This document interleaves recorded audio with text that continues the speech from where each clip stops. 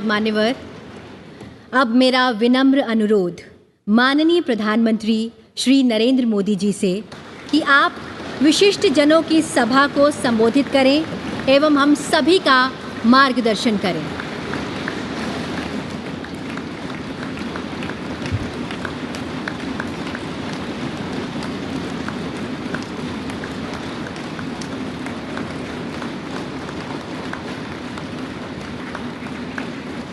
आदरणीय उपराष्ट्रपति जी, आदरणीय स्पीकर महोदय, मंच पर विराजमान सभी वरिष्ठ महानुभाव और 140 करोड़ देशवासियों के प्रतिनिधि, सभी माननीय सांसदगण, आपको और देशवासियों को गणेश चतुर्थी की अनेक अनेक शुभकामनाएं।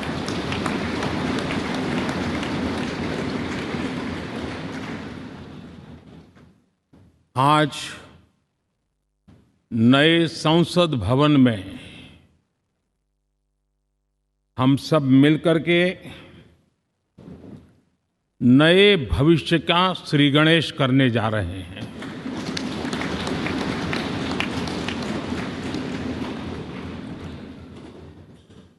आज हम यहाँ विकसित भारत का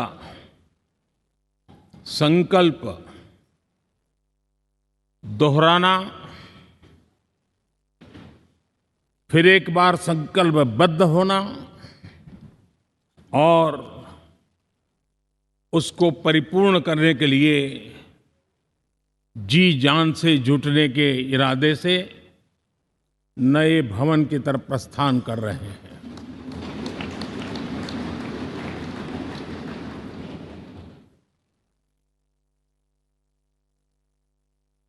सम्माननीय सभागृह, ये भवन और उसमें भी ये सेंट्रल हॉल एक प्रकार से हमारी भावनाओं से भरा हुआ है। हमें भावुक भी करता है और हमें हमारे कर्तव्य के लिए प्रेरित भी करता है। आजादी के पूर्व ये खंड एक प्रकार से लाइब्रेरी के रूप में इस्तेमाल होता था, लेकिन बाद में संविधान सभा की बैठक यहाँ शुरू हुई और उन संविधान सभा की बैठकों के द्वारा गहन चर्चा विचारणा कर करके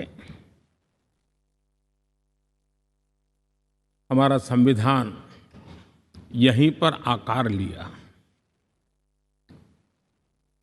यहीं पर 1947 में अंग्रेजी हुकूमत ने सत्ता हस्तांतरण किया, उस प्रक्रिया का भी साक्षी हमारा ये सेंट्रल हॉल है। इसी सेंट्रल हॉल में भारत के तिरंगे को अपनाया गया, हमारे राष्ट्रगान को अपनाया गया और ऐतिहासिक अवसरों पर आजादी के बाद भी सभी सरकारों के दरमियान अनेक अवसर आए जब दोनों सदनों ने मिलकर के यहाँ पर भारत के भाग्य को गढ़ने के पर विचार किया, सहमति बनाई और निर्णय भी किए। 1952 के बाद दुनिया के करीब 41 राष्ट्राध्यक्षों ने इस सेंट्रल हॉल में हमारे सभी माननीय सांसदों को संबोधित किया है।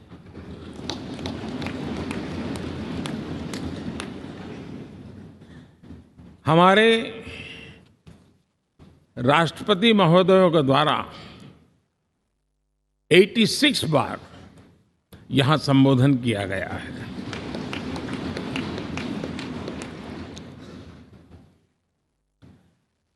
बीते 7 दशकों में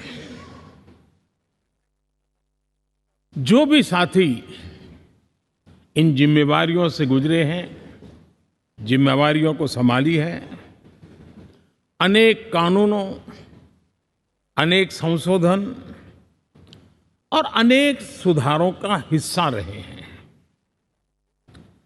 अभी तक लोकसभा और राज्यसभा ने मिलकर करीब करीब 4000 से अधिक कानून पास किए हैं।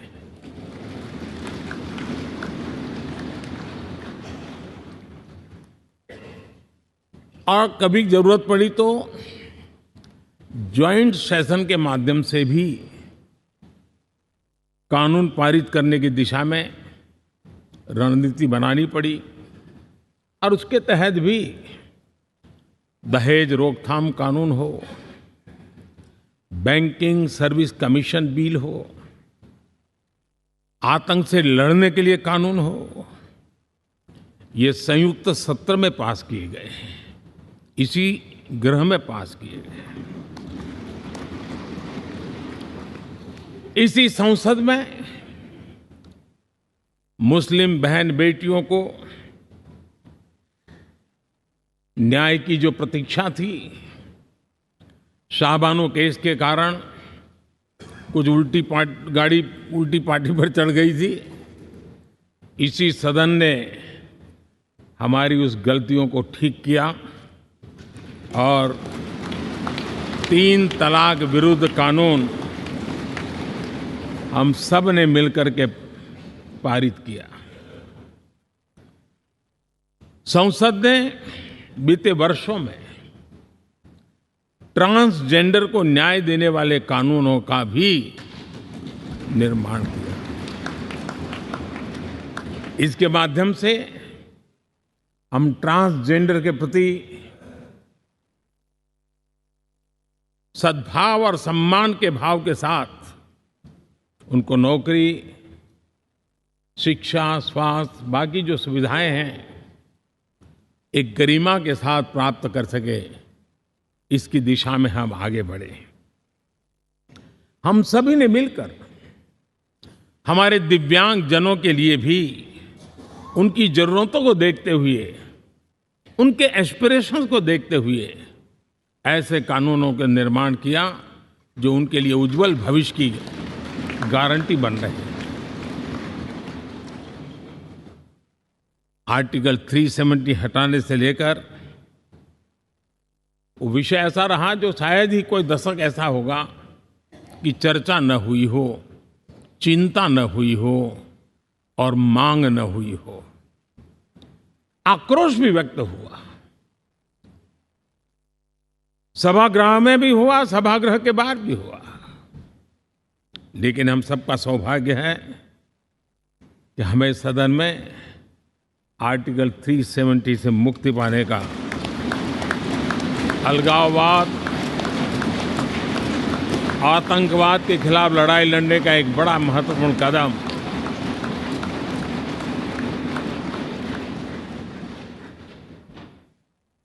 और इस महत्वपूर्ण काम में माननीय सांसदों की, संसद की बहुत बड़ी भूमिका है। जम्मू कश्मीर में इसी सदन में निर्मित हुआ संविधान हमारे पूर्वजों ने दिया हुआ वो महामूल्य दस्तावेज जम्मू कश्मीर में लागू करते हैं तो इस मिट्टी को प्रणाम करने का मन करता है। आज जम्मू और कश्मीर शांति और विकास के रास्ते पर चलने के लिए प्रतिबद्ध हुआ है और नए उमंग, नए उत्साह, नए संकल्प के साथ जम्मू कश्मीर के लोग आगे बढ़ने का कोई मौका अब छोड़ना नहीं चाहते हैं। ये दिखाता है कि संसद के सदस्यों ने मिलकर के संसद के भवन में कितने महत्वपूर्ण काम किए हैं। माननीय सांसदगण,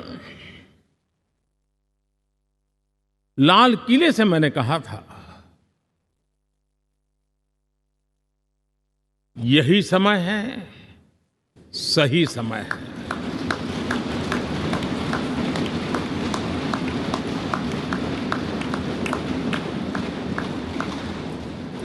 एक के बाद एक घटनाओं की तरफ हम नजर करेंगे।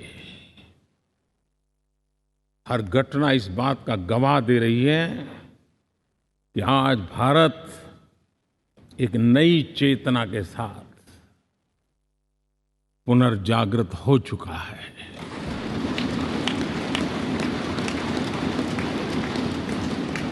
भारत नई ऊर्जा से भर चुका है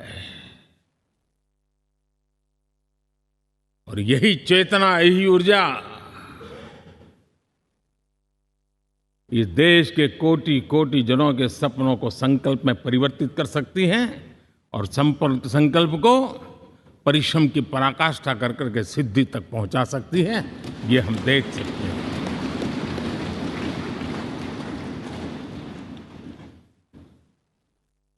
और मेरा विश्वास है, देश जिस दिशा में चल पड़ा है,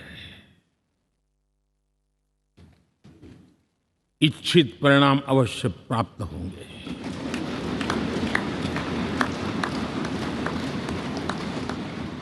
हम गति जितनी तेज करेंगे, परिणाम उतने जल्दी मिलेंगे।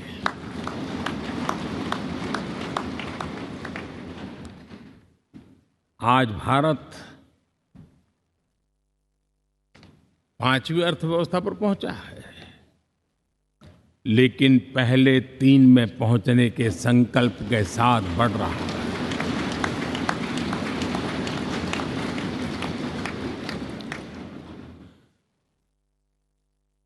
और मैं जिस स्थान पर बैठा हूं, जो जानकारियां प्राप्त होती है, उसके आधार पर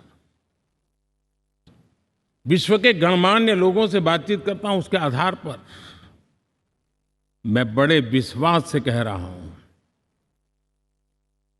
हम में से कुछ लोगों की निराशा हो सकती है, लेकिन दुनिया आश्वस्त है कि भारत टॉप 3 में पहुंच के रहेगा।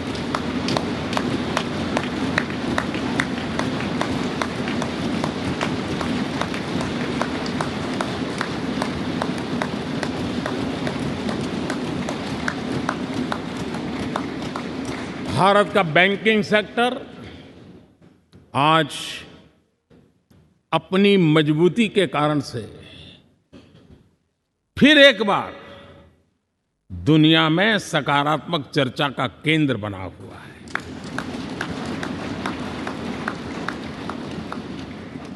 भारत का गवर्नेंस का मॉडल, यूपीआई, डिजिटल स्टैक, मैं इस G20 में देख रहा था, मैंने बाली में भी देखा। टेक्नोलॉजी की दुनिया को लेकर के भारत का नौजवान जिस प्रकार से आगे बढ़ रहा है, पूरे विश्व के लिए कौतुक भी है, आकर्षण भी है और स्वीकृति भी है।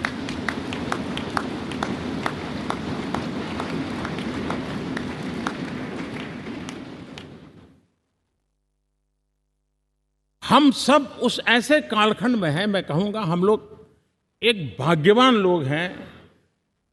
ऐसी भाग्यवान समय में हमें कुछ दायित्व निभाने का अवसर आया है और हमारा सबसे बड़ा भाग्य है कि आज इंडियन एस्पिरेशंस उस ऊंचाई पर हैं जो शायद पिछले 1000 साल में नहीं रहे होंगे।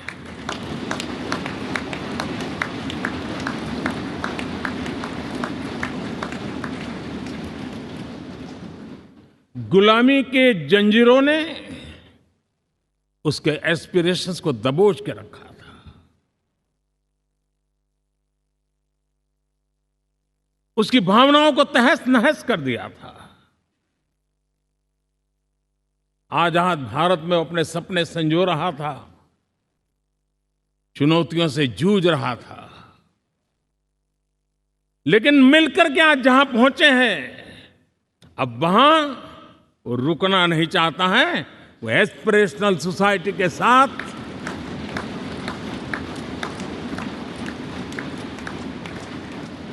नए लक्ष्य गढ़ना चाहता है।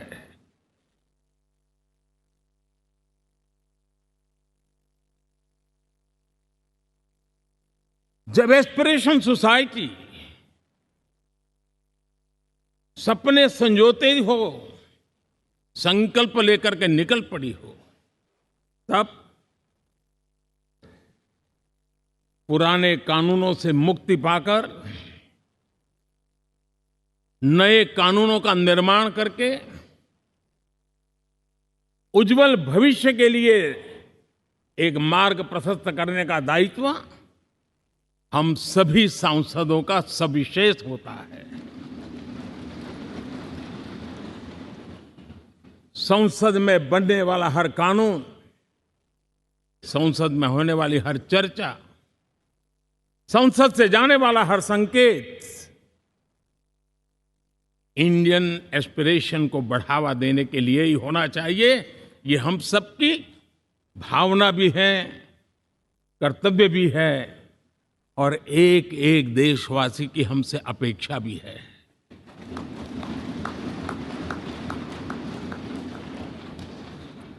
हम जो भी रिफॉर्म करें, उसके मूल में इंडियन एस्पिरेशन सबसे सर्वोच्च पद पर होना चाहिए, प्राथमिकता पर होना चाहिए।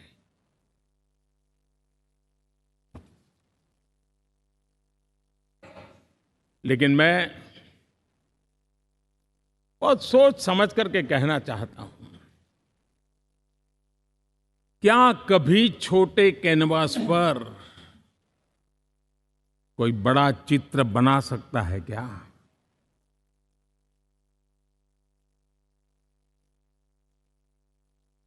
जैसे छोटे कैनवास पर बड़ा चित्र नहीं बन सकता, वैसे हम भी अगर हमारे सोचने के कैनवास को बड़ा नहीं कर सकते, तो भव्य भारत का चित्र भी हम नहीं अंकित कर सकते।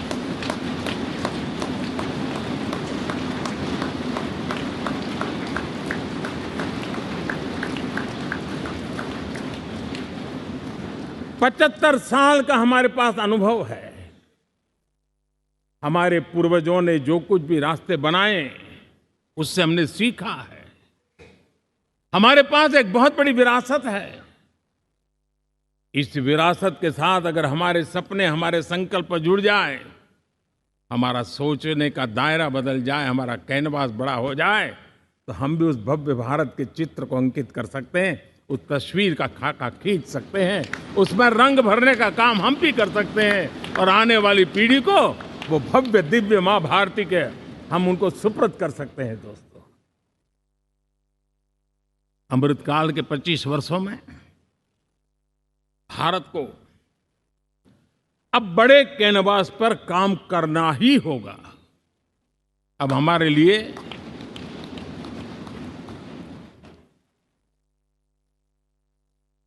छोटी छोटी चीजों में उलझना वो वक्त चला गया है। हमें आत्मनिर्भर भारत बनाने के लक्ष्य को सबसे पहले परिपूर्ण करना चाहिए और हमसे शुरुआत होती है, हर नागरिक से शुरुआत होती है। और आज दुनिया में भी एक समय ऐसा था कि लोग मुझे कहते थे, हमारे बड़े बड़े बुद्धिजीवी और अर्थशास्त्री लिखते थे कि मोदी आत्मनिर्भर की बात करता है तो मल्टीलेटरलिज्म के सामने चुनौती तो बन नहीं जाएगा, ग्लोबल इकोनॉमी के जमाने में ठीक तो नहीं होगा। लेकिन 5 साल के भीतर भीतर देखा, दुनिया भारत के आत्मनिर्भर मॉडल की चर्चा करने लग गई है।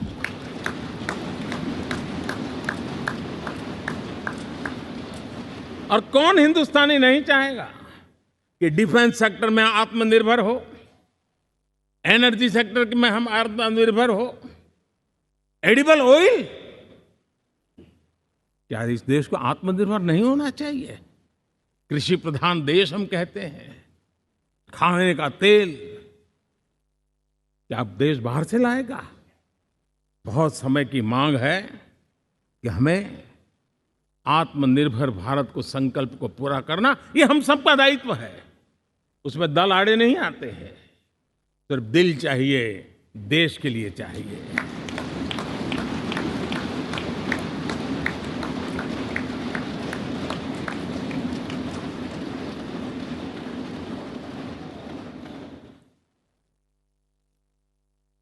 हमें अब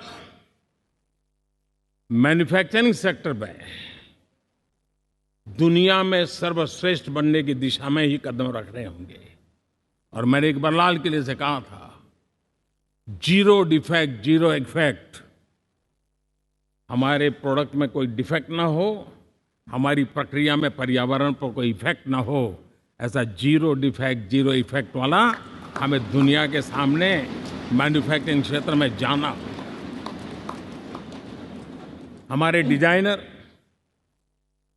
हमारे यहाँ निर्माण हो रही डिजाइन्स, हमारे सॉफ्टवेयर, हमारे एग्रीकल्चर प्रोडक्ट्स, हमारे हस्तशिल्प, हर क्षेत्र में अब हमें वैश्विक मापदंडों को पार करने के इरादे से ही चलना चाहिए, तब जाकर के विश्व के अंदर हम अपना झंडा फहरा सकते हैं।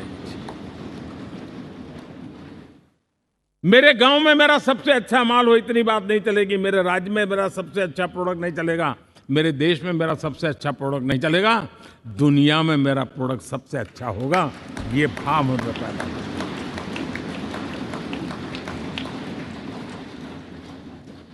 हमारी यूनिवर्सिटीज दुनिया के अंदर टॉप रैंकिंग में आए, अब इसमें हमें पीछे नहीं रहना है। हमारे शिक्षा जगत को नई नेशनल एजुकेशन पॉलिसी मिली है, एक खुलापन है, सर्वस्वीकृत बनी है। उसके सहारे अब हमें चल पड़ना है। और दुनिया के टॉप मोस्ट यूनिवर्सिटीज में अभी जब G20 में विश्व के मेहमान आए तो मैंने नालंदा की एक तस्वीर रखी थी वहाँ। और जब मैं दुनिया को कहता था 1500 साल पहले मेरे देश में दुनिया की उत्तम से उत्तम यूनिवर्सिटी हुआ करती थी, तो उन सुनते ही रह जाते थे। लेकिन हमें उसे प्रेरणा लेनी है, पर प्राप्त तो अभी करके रहना है। ये हमारा संकल्प होना चाहिए।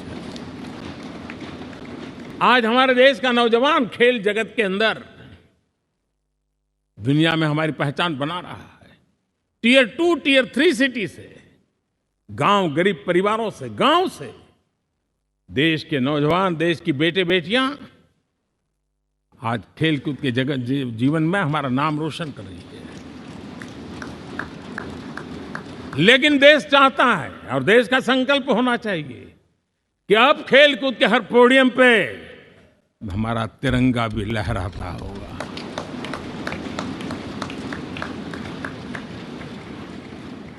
हमें अब पूरा हमारा दिमाग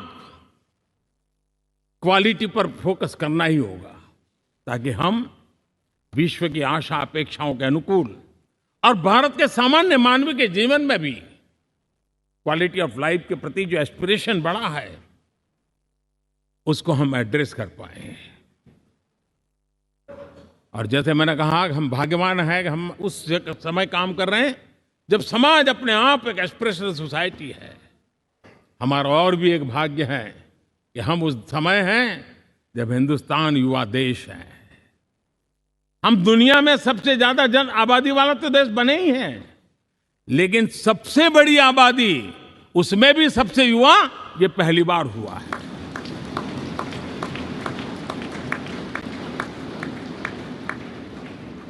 जिस देश के पास ये युवा शक्ति हो, युवा सामर्थ्य हो, तब हमें उसकी टैलेंट पे भरोसा है, हमें उसकी संकल्प शक्ति पे भरोसा है, उसकी साहस में हमें भरोसा है। और इसलिए हम चाहते हैं कि दुनिया में भारत का युवा अग्रिम पंक्ति में नजर आना चाहिए। वो स्थिति पैदा होनी चाहिए। आज पूरी दुनिया को स्किल्ड मैन पावर की बहुत बड़ी जरूरत है और भारत विश्व की इस आवश्यकता की पूर्ति के लिए अपने आप को सज्ज कर सकता है और उन आवश्यकताओं को पूरी कर करके दुनिया में अपनी एक जगह भी बना सकता है। और इसलिए विश्व में उनकी आवश्यकता के लिए किस प्रकार के मैन पावर की जरूरत है, किस प्रकार के उनको ह्यूमन रिसोर्स की जरूरत है, उस स्किल मैपिंग का काम भी चल रहा है और उस स्किल मैपिंग के अनुसार भारत के अंदर स्किल डेवलपमेंट की तरफ हम बल दे रहे हैं। और जितना ज्यादा हम स्किल डेवलपमेंट पर बल देंगे, भारत के नौजवानों का सामर्थ्य विश्व में अपना डंका बजाने में कोई कमी नहीं रखेगा। और हिंदुस्तानी जहां गया है उसने अच्छाई की छाप छोड़ी है, कुछ कर गुजरने की छाप छोड़ी है। ये सामर्थ्य हमारे अंदर पहले से पड़ा हुआ है और हमारे पहले जो लोग गए हैं उन्होंने इससे छवि भी बना के रखी हुई है।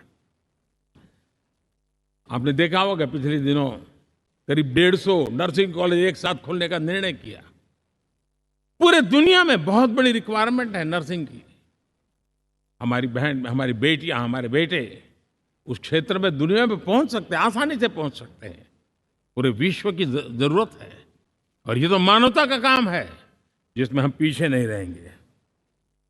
आज मेडिकल कॉलेजेस का इतना व्यापक रूप से निर्माण, देश की आवश्यकता तो पूरी करनी ही करनी है, दुनिया की आवश्यकताओं में भी योगदान दे सकते हैं। कहने का तात्पर्य यही है, हर छोटी चीज पर बारीकी से ध्यान देते हुए, उस पर अपना ध्यान केंद्रित करते हुए हमें आगे बढ़ना है। हमें भविष्य के लिए सही समय पर सही फैसले भी लेने होते हैं। हम फैसलों को टाल नहीं सकते। हम राजनीतिक लाभ नुकसान के गणा भाग के अंदर अपने आप को बंधित नहीं बना सकते हैं। हमें तो देश के एस्पिरेशन के लिए हिम्मत के साथ नए निर्णय करने होते हैं। आज सोलर पावर के सफल मूवमेंट्स हमारी भावी पीढ़ी के लिए एनर्जी क्राइसिस से मुक्ति की गारंटी दे रहा है।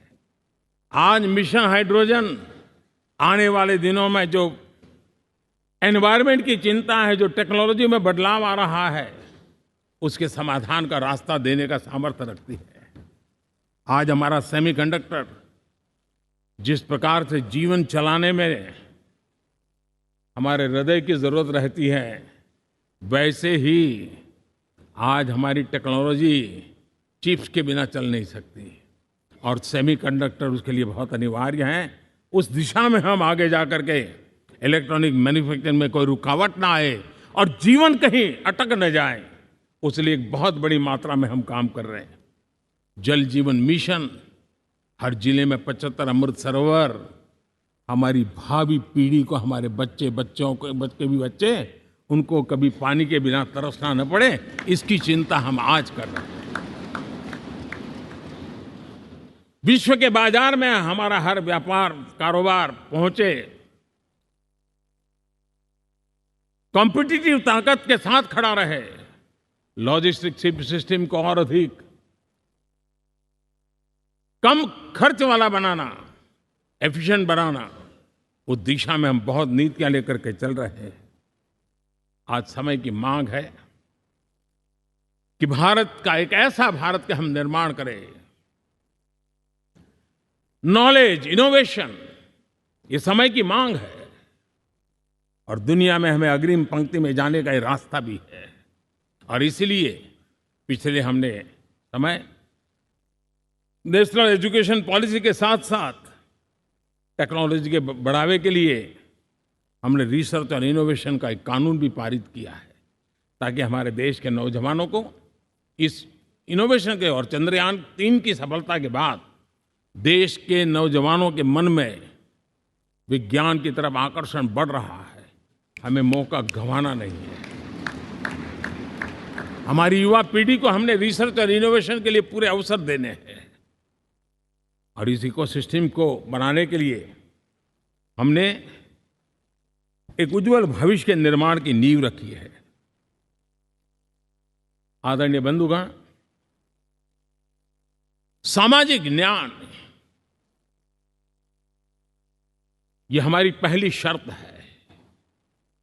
बिना सामाजिक न्याय, बिना संतुलन, बिना समभाव, बिना समत्व हम इच्छित परिणामों को घर के भीतर प्राप्त नहीं कर सकते। लेकिन सामाजिक न्याय की चर्चा बहुत सीमित बन के रह गई। हमें उसको व्यापक रूप में देखना होगा। हम किसी गरीब को कोई सुविधा दें, किसी समाज में दबे कुचले व्यक्ति को कोई सुविधा दें, वो तो सामाजिक न्याय की एक प्रक्रिया है। लेकिन उसके घर तक पक्की सड़क बन जाए ना, वो भी सामाजिक न्याय के लिए उसको मजबूती देती है।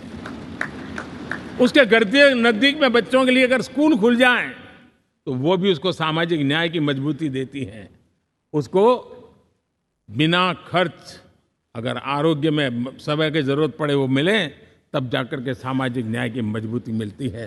और इसलिए जिस प्रकार से समाज व्यवस्था में सामाजिक न्याय जरूरत है, वैसा ही राष्ट्र व्यवस्था में सामाजिक न्याय की आवश्यकता है। अब देश का कोई हिस्सा पीछे रह जाए, अविकसित रह जाए, ये भी सामाजिक न्याय के खिलाफ है।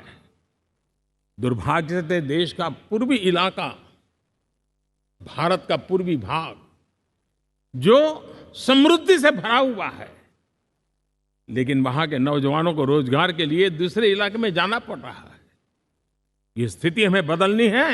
हमारे देश के उस पूर्वी भाग को, इलाका को समृद्ध बना करके सामाजिक न्याय की मजबूती भी हमने देनी है।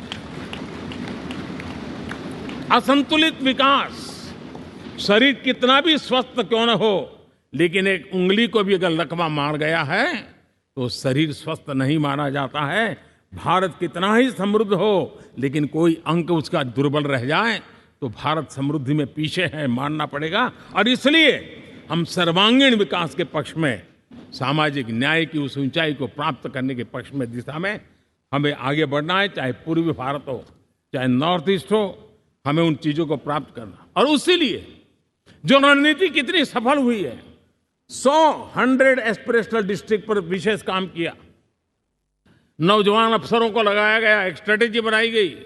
आज दुनिया उस मॉडल की चर्चा कर रही है और आज 100 डिस्ट्रिक्ट देश के कोने कोने में जो पीछे माने जाते थे, उसको बोझ मान लिया गया था। आज स्थिति ये बनी है कि वो 100 डिस्ट्रिक्ट अपने अपने राज्य में लीड कर रहे हैं, राज्य की एवरेज से भी ऊपर जा रहे हैं। और इस सफलता को देख करके, सामाजिक न्याय की इस भावना को मजबूत करते हुए 100 डिस्ट्रिक्ट में से आगे बढ़ करके अब जमीनी स्तर पर ले जाने के लिए 500 ब्लॉक तक उनको एस्पिरेशनल डिस्ट्रिक्ट ब्लॉक के नाते आइडेंटिफाई करके उसको मजबूती करने देने का काम चल रहा है। और मुझे विश्वास है ये एस्पिरेशनल ब्लॉक्स हैं, वो एक विकास का नया मॉडल बनने वाले हैं। वो एक प्रकार से देश के विकास के एक नए ऊर्जा केंद्र बनने की संभावना रखते हैं और उस दिशा में भी हम आगे बढ़ रहे हैं। माननीय सांसदगण, आज विश्व की नजर भारत पर है। शीत युद्ध के समय हमारी पहचान कूटनिरपेक्ष देश के रूप में रही। उस समय की जो जरूरत थी, उसके जो लाभ होने थे, उस समय से हम गुजरे हैं।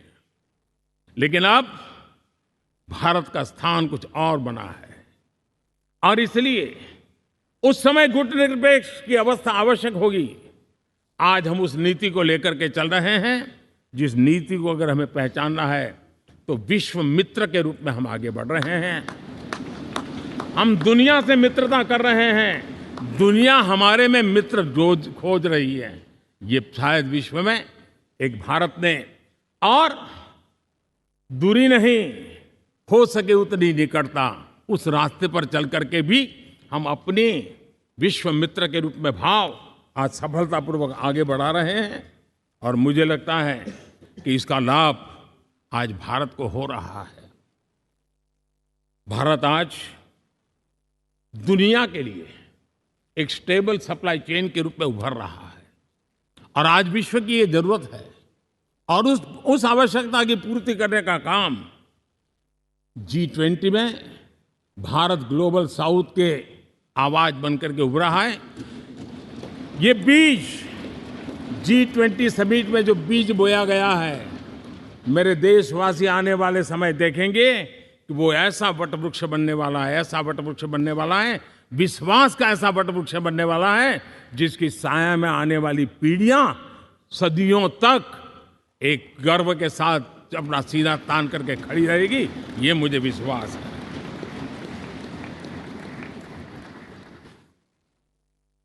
इस G20 में एक बहुत बड़ा काम हमने किया है, बायोफ्यूल अलायंस का। हम विश्व के नेतृत्व करते रहे, दिशा दे रहे हैं और विश्व को बायोफ्यूल अलायंस में दुनिया के सभी देश देखते ही देखते उसकी सदस्यता ले रहे थे और एक बहुत बड़ा आंदोलन खड़ा होने जा रहा है और जिसका नेतृत्व ये हमारा भारत कर रहा है। छोटे छोटे महाद्वीप, उनके साथ भी आर्थिक कॉरिडोर बनाने की दिशा में हमने बड़ी मजबूती के साथ कदम उठाए हैं। आदरणीय बंधुगण, आदरणीय उपराष्ट्रपति जी, आदरणीय स्पीकर महोदय, आज हम यहां से विदाई लेकर के नए भवन में जा रहे हैं, संसद के नए भवन में बैठने वाले हैं और ये शुभ है, गणेश चतुर्थी के दिन बैठ रहे हैं।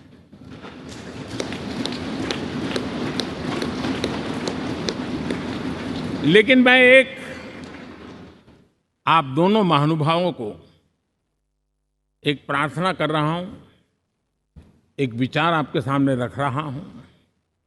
मैं आशा करता हूं कि आप दोनों मिलकर के उस विचार पर जहां भी जरूरत पड़े मंथन करके कुछ निर्णय अवश्य कीजिए। और मेरी प्रार्थना है, मेरा सुझाव है कि अब हम जब नए सदन में जा रहे हैं तब इसकी गरिमा कभी भी कम नहीं होनी चाहिए।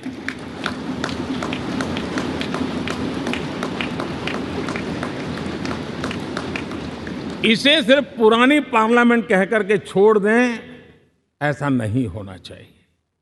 और इसलिए मेरी प्रार्थना है कि भविष्य में अगर आप सहमति दे दोनों महानुभाव, तो इसको संविधान सदन के रूप में जाना जाए।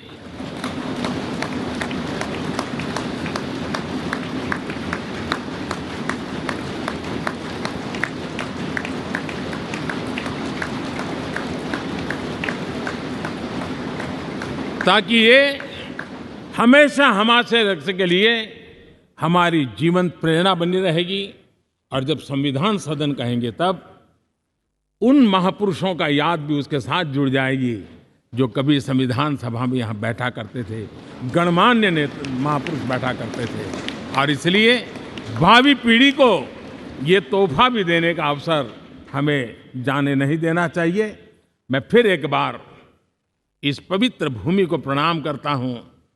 यहाँ पर जो तपस्या हुई है, जन कल्याण के लिए संकल्प हुए हैं, इसको परिपूर्ण करने के लिए 7 दशक से भी अधिक समय से जो पुरुषार्थ हुआ है, उन सबको प्रणाम करते हुए मैं मेरी वाणी को विराम देता हूँ और नए सदन के लिए आप सबको शुभकामनाएं देता हूँ। बहुत बहुत धन्यवाद।